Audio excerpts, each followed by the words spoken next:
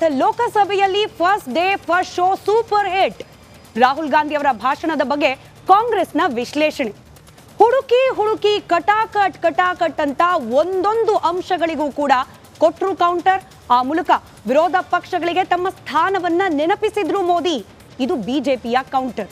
ಆದರೆ 101 ನಿಮಿಷದ ಭಾಷಣ ವರ್ಸಸ್ 150 ನಿಮಿಷದ ಭಾಷಣದ ನಡುವೆ ಯಾರ ವಾದ ಜಯಗಳಿಸ್ತು, ಯಾರ ವಾದ ವಿತಂಡವಾದವಾಯಿತು, ಇದೇ ಇವತ್ತಿನ ಮಹಾಭಾರತ ಚರ್ಚೆಯ ವಿಚಾರ. ಮೋದಿ ವರ್ಸಸ್ ರಾಹುಲ್ ಗಾಂಧಿ. ಇನ್ನು ಇದೇ ವಿಚಾರಕ್ಕೆ ಸಂಬಂಧಪಟ್ಟಂತೆ ಚರ್ಚೆ ಪ್ರಾರಂಭ ಮಾಡಲಿಕ್ಕೆ ಮುಂಚೆ ಹಿಂದುತ್ವದ ವಿಚಾರ. ನಿನ್ನೆ ರಾಹುಲ್ ಗಾಂಧಿ ಅವರು ಪ್ರಸ್ತಾಪ ಮಾಡಿದ ವಿಚಾರ ಲೋಕಸಭೆಯಲ್ಲಿ ಮಾತ್ರವಲ್ಲ, ಹೊರಗೂ ಕೂಡ ಸಾಕಷ್ಟು ಚರ್ಚೆಗೆ, ಟೀಕೆ, ಟಿಪ್ಪಣಿಗಳಿಗೆ ಕಾರಣವಾಯಿತು. ಇದೇ ಹಿಂದುತ್ವದ ವಿಚಾರಕ್ಕೆ ಮೋದಿ ಕೂಡ ಕೌಂಟರ್ ಕೊಟ್ಟರು. ರಾಹುಲ್ ಗಾಂಧಿ ಹಾಗೆ ಮೋದಿ ಅವರ ಹಿಂದುತ್ವದ ಕುರಿತಾದ ಮಾತುಗಳು ನಿಮ್ಮ ಮುಂದೆ ನಂತರದಲ್ಲಿ ಚರ್ಚೆ.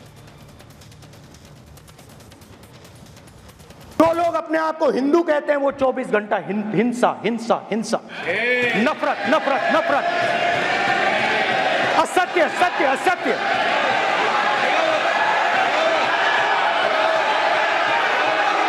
आप हिंदू हो ही नहीं।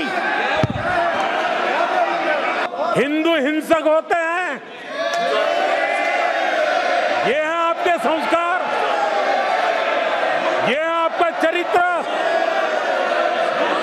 ये है आपकी सोच, ये है आपकी नफरत इस देश के हिंदुओं के साथ। ये करने में आदरणीय सभापति जी, ये देश शताब्दियों तक इसे भूलने वाला नहीं है. ಕೇವಲ ಹಿಂದುತ್ವದ ವಿಚಾರ ಮಾತ್ರವಲ್ಲ, ಪ್ರಮುಖವಾಗಿ 4 ಅಂಶಗಳು ಗಮನ ಸೆಳೆದದ್ದು ರಾಹುಲ್ ಗಾಂಧಿ ಅವರ ಭಾಷಣದಲ್ಲಿ. ಅದಕ್ಕೆ ಕೌಂಟರ್ ಕೊಟ್ಟ ಮೋದಿ ಅವರು. ಪ್ರಶ್ನೆ ಬಾಕಿ ಉಳಿದಿದೆ. ಈಗ ನಾವು ಗಮನಿಸಿದ್ದು ಕೇವಲ ಹಿಂದುತ್ವಕ್ಕೆ ಸಂಬಂಧಪಟ್ಟ ವಾಕ್ ವಾರ್ ಟಾಕ್ ವಾರ್. ಇದರ ಜೊತೆಗೆ ನೀಟ್ ಅಂಶ ಕೂಡ ಪ್ರಸ್ತಾಪವಾಯಿತು. ಅದರ ಜೊತೆಗೆ ಅಗ್ನಿವೀರ್ ಅಂಶ ಕೂಡ ಪ್ರಸ್ತಾಪವಾಯಿತು. ಎಲ್ಲಕ್ಕಿಂತ ಬಹಳ ಪ್ರಮುಖವಾಗಿ ಮಣಿಪುರದ ವಿಚಾರ. ನಿನ್ನೆ ರಾಹುಲ್ ಗಾಂಧಿ ಕೂಡ ಪ್ರಸ್ತಾಪ ಮಾಡಿದ್ರು. ಇವತ್ತು 2.5 ಗಂಟೆ ಮೋದಿ ಮಾತನಾಡೋ ಸಂದರ್ಭದಲ್ಲಿ ಸತತವಾಗಿ ಮಣಿಪುರಕ್ಕೆ ನ್ಯಾಯವನ್ನ ಆಗ್ರಹಿಸಿ ವಿರೋಧ ಪಕ್ಷದ ಸದಸ್ಯರು ಧಿಕ್ಕಾರದ ಘೋಷಣೆಗಳನ್ನ ಕೂಗಿದ್ರು.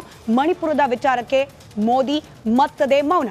ಎಲ್ಲಾ ಅಂಶಗಳನ್ನ ಚರ್ಚೆಯಲ್ಲಿ ನಾವು ಇನ್ಕ್ಲೂಡ್ ಮಾಡ್ಕೊಳ್ತಾ ಹೋಗ್ತೀವಿ. ಚರ್ಚೆಯಲ್ಲಿ ಆ ಅಂಶ ಬಂದಾಗ ಯಾವ ರೀತಿ ಇತ್ತು ರಾಹುಲ್ ಗಾಂಧಿ ಹಾಗೆ ಮೋದಿ ಅವರ ಟಾಕ್ ವಾರ್, ಅದರ ಝಲಕ್ ಕೂಡ ನಿಮ್ಮ ಮುಂದೆ ತೋರಿಸ್ತಾ ಹೋಗ್ತೀವಿ. ಮೊದಲನೇದಾಗಿ ಚರ್ಚೆಯಲ್ಲಿ ಭಾಗಿಯಾಗಿರುವ ಅತಿಥಿಗಳನ್ನ ವೆಲ್ಕಮ್ ಮಾಡ್ಕೊಳ್ಳೋಣ.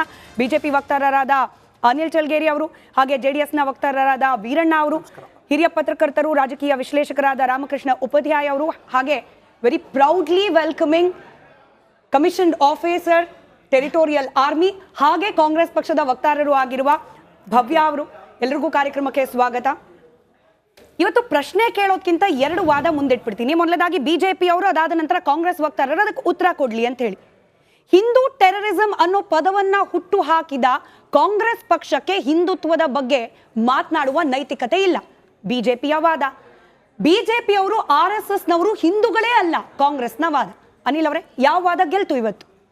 ನೋಡಿ, ಇವತ್ತು ಒಂದು ಸುದೀರ್ಘವಾದಂತಹ ವಿಷಯಗಳನ್ನು ಮಾನ್ಯ ಪ್ರಧಾನಮಂತ್ರಿಗಳು ದೇಶದ ಮುಂದೆ ಇಟ್ಟಿದ್ದಾರೆ. ನಿನ್ನೆ ನಡೆದಂತಹ ಚರ್ಚೆಗೆ ಒಂದು ಮುಂದಿನ ಭಾಗವಾಗಿ ಅನೇಕ ವಿಷಯಗಳನ್ನು ಇವತ್ತು ಮುಂದೆ ಇಟ್ಟಿದ್ದಾರೆ. ಅದನ್ನು ನೀವು ಒಂದು 3-4 ಫೇಸಸಲ್ಲಿ ನೋಡ್ತಾ ಹೋದರೆ, ಮೊದಲನೇದಾಗಿ ಮೋದಿ ಸರ್ಕಾರ ಮತ್ತೊಮ್ಮೆ ಬಂದಿರುವಂಥದ್ದು, ಕಳೆದ 10 ವರ್ಷಗಳಲ್ಲಿ ಮಾಡಿರುವಂಥ ಸಾಧನೆಗಳ ಬಗ್ಗೆ ಅತ್ಯಂತ ಸುದೀರ್ಘವಾಗಿ ಏನೇನಾಯಿತು ಅಂತ ಹೇಳಿದ್ದಾರೆ.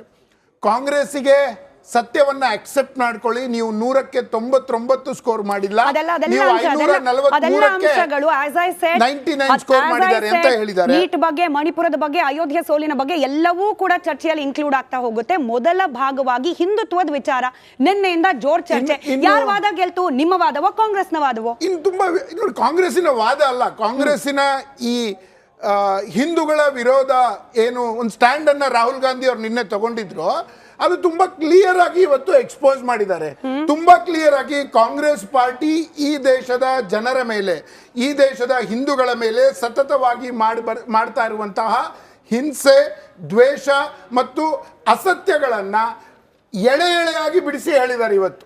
ಇದು ಆನ್ ರೆಕಾರ್ಡ್ಸ್, ಎಲ್ಲವೂ ಇತಿಹಾಸದ ಜೊತೆಗೆ ಇವತ್ತು ಮಾನ್ಯ ನರೇಂದ್ರ ಮೋದಿ ಅವರು ಹೇಳಿದ್ದಾರೆ, ದೇಶದ ಜನ ಡಿಸೈಡ್ ಮಾಡಬೇಕು, ಕಾಂಗ್ರೆಸ್ ಎದ್ದೇಳಬೇಕು, ಆ ಸುಳ್ಳನ್ನ ಅಸ್ತ್ರವಾಗಿ ರಾಜಕಾರಣಕ್ಕೋಸ್ಕರ ಏನು ಮಾಡ್ಕೊಂಡಿತ್ತೋ ಅದನ್ನ ಬಿಟ್ಟು ಇವತ್ತು ಸತ್ಯವನ್ನ ಎಕ್ಸೆಪ್ಟ್ ಮಾಡಬೇಕು ಅಂತ ಹೇಳಿ ನರೇಂದ್ರ ಮೋದಿ ಅವರು ಹೇಳಿದ್ದಾರೆ. ಭವ್ಯ ಅವರೇ, ಶತಶತಮಾನದವರೆಗೂ ಕೂಡ ಹಿಂದೂ ಸಮುದಾಯದ ಶಾಪ ಬಿಡೋದಿಲ್ಲ ಕಾಂಗ್ರೆಸ್ ಪಕ್ಷಕ್ಕೆ, ಮೋದಿ ಅವ್ರ ಮಾತು.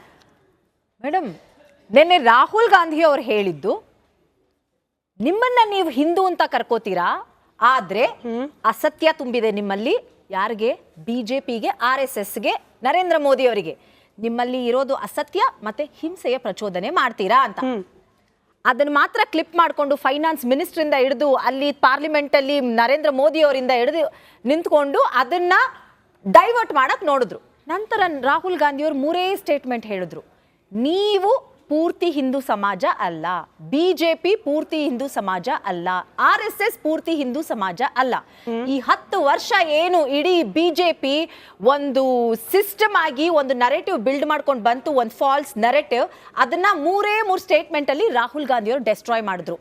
ನಮ್ಮ ಹಿಂದೂ ಧರ್ಮ ನೀವ್ಯಾರೂ ಅಲ್ಲ, ಬಂದು ಸೇವ್ ಮಾಡೋಕ್ಕೂ ನೀವ್ಯಾರೂ ಅಲ್ಲ, ಜೊತೆಗೆ ಹಿಂದೂ ಧರ್ಮದ ಹೆಸರು ಹೇಳ್ಕೊಂಡು ನೀವು ಪಾಲಿಟಿಕ್ಸ್ ಮಾಡ್ತಿದ್ದೀರಿ, ನಿಮ್ಮಲ್ಲಿ ಹಿಂದೂ ಧರ್ಮದ ಯಾವ ಮೌಲ್ಯನೂ ಇಲ್ಲ. ಇದು ರಾಹುಲ್ ಗಾಂಧಿ ಅವರ ಸ್ಪೀಚಿನ ಒಂದು ಜಿಸ್ಟ್. ಮತ್ತೆರಡು ವಾದ, ಅದನ್ನ ನಾನು ರಾಮಕೃಷ್ಣ ಸರ್ಗೆ ಹಾಗೆ ವೀರಣ್ಣ ಅವ್ರ ಮುಂದೆ ಇಡ್ತೀನಿ. ದಲಿತರಿಗೆ ಅನ್ಯಾಯ ಮಾಡಿದ, ಅಂಬೇಡ್ಕರ್ ಅವರಿಗೆ ಅಪಮಾನ ಮಾಡಿದ, ಜಾತಿ ಹೆಸರಲ್ಲಿ ಪ್ರಜೆಗಳನ್ನ ಡಿವೈಡ್ ಮಾಡ್ತಿರುವ ಕಾಂಗ್ರೆಸ್ ಪಕ್ಷಕ್ಕೆ ಹಿಂದುತ್ವದ ಬಗ್ಗೆ ಮಾತನಾಡ್ಲಿಕ್ಕೆ ನೈತಿಕ ಹಕ್ಕಿಲ್ಲ, ಮೋದಿ ಅವರ ವಾದ. ಹಿಂದುತ್ವದ ಹೆಸರಲ್ಲಿ ದ್ವೇಷವನ್ನ ಬಿತ್ತುತ್ತಾ ಇದ್ದಾರೆ. ಇದು ಯಾರ ವಾದ ನಿಮಗೆ ಗೊತ್ತೇ ಇದೆ. ಮೊದಲದಾಗಿ ರಾಮಕೃಷ್ಣ ಸರ್ ನೋಡಿ, ಇದು 3ನೇ ಟರ್ಮ್ ಫಾರ್ ಮೋದಿ ಮತ್ತು BJP. ಸೊ ಒಂದು ಸಂಘರ್ಷದಲ್ಲಿ ಶುರು ಆಗಿದೆ. ಬಹುಶಃ ಇದು ಅನ್ಎಕ್ಸ್ಪೆಕ್ಟೆಡ್ ಲೈನ್ಸ್. ಬಟ್ ಹಾಗಂಥೇಳಿ of course Rahul Gandhi, the leader of the opposition, he had to show that is capable of leading the opposition. Did he? ಅದೇ ನನಗೆ ಇವತ್ತು ಭಾಳ ಚೆನ್ನಾಗಿ ಮೋದಿಯವರು ಹೇಳಿದ್ರು, ಒಂದು ಬಾಲಿಶವಾದಂಥ ಏನೋದು ಇದನ್ನು ಮಾಡಿದ್ರು ಅಂತ, ಏನೋ ಬಾಲಕ ಬುದ್ಧಿಯನ್ನು ತೋರಿಸಿದ್ರು ಅಂತ ಹೇಳ್ಬಿಟ್ಟು. he was very immature. I mean, immaturity was coming out, in every sentence that he was talking. ಅದರಲ್ಲಿ ಏನು ಘನತೆ ಕಾಣ್ತಾ ಇರಲಿಲ್ಲ. The way he was, his body language also, the way he was presenting himself. See, did not behave a leader of the opposition. Anyway, that is his style and that is for the people to judge. But ನನಗನ್ಸುತ್ತೆ, the way he attack the Hindus, the way he attack the reservation issue, ಅದೆಲ್ಲವನ್ನು ಪ್ರತಿಯೊಂದನ್ನು ಕೂಡ ಇವತ್ತು ಮೋದಿಯವರು ಪ್ರತಿಯೊಂದಕ್ಕೂ ಉತ್ತರ ಕೊಟ್ಟಿದ್ದಾರೆ. ನೀಟ್ಗೆ ಸಂಬಂಧಪಟ್ಟಂತೆ ರೇಸ್ ಮಾಡಿದ್ರು. ನಾವು ಅತ್ಯಂತ ಕಠಿಣವಾದ ಕ್ರಮ ತಗೊಳ್ಳಿಕ್ಕೆ ಈಗಾಗಲೇ ಹಿಂದುತ್ವದ ಬಗ್ಗೆ ಬಹಳ ಕ್ಲಿಯರ್ ಆಗಿ ಹೇಳಿದ್ರು. ನಾವು ಹಿಂದೂಗಳು ಶಿವನ ದರ್ಶನ ಮಾಡ್ತೀವಿ ಹೊರತು ಅದನ್ನು ಪ್ರದರ್ಶನಕ್ಕೆ ಇಟ್ಕೊಳ್ಳಲ್ಲ ಅಂತೇಳಿ. ರಾಹುಲ್ ಗಾಂಧಿ ಫೋಟೋ ಹಿಡ್ಕೊಂಡ್ಬಂದು ಚಿಕ್ಕ ಮಕ್ಕಳ ಥರ ಫೋಟೋ ಹಿಂಗೆ ಎಲ್ಲ ಕಡೆ ತೋರಿಸ್ಕೊಂಡು, ಸ್ವಲ್ಪ ಇದೆ ನಾನು ಮುಗಿಸ್ತೇನೆ. ಸೊ ಫೋಟೋ ಎಲ್ಲರಿಗೂ ತೋರಿಸ್ಕೊಂಡು ಒಂದೊಂದೇ ಫೋಟೋ, ಆಮೇಲೆ ಕ್ರೈಸ್ತನ ಫೋಟೋ, ಆಮೇಲೆ ಗುರುನಾನಕ್ ಫೋಟೋ ತೋರಿಸೋದಕ್ಕೆ ಕಾಂಗ್ರೆಸ್ಗೆ ಏನಾದರೂ ನೈತಿಕ ಹಾಕಿದ್ಯಾ? 3,000 ಜನ ಸಿಖ್ರನ್ನ ಕೊಂದು ಅವರ ರಾಜೀವ್ ಗಾಂಧಿ ಅಸಾಸಿನೇಷನ್ ಟೈಮಲ್ಲಿ ಆಗಿದಾಗ ಇವರು, they have no moral right to talk about Sikhs. ಅದನ್ನ ಗ್ಲೋರಿಫೈ ಮಾಡ್ಕೊಂಥದ್ದು. ದಿಸ್ ಕೈಂಡ್ ಆಫ್ ಎಲ್ಲ ಸುಳ್ಳುಗಳನ್ನ ದೇಶದ ಮುಂದೆ ಇಟ್ಟರೆ ಜನ ನಂಬಲ್ಲ.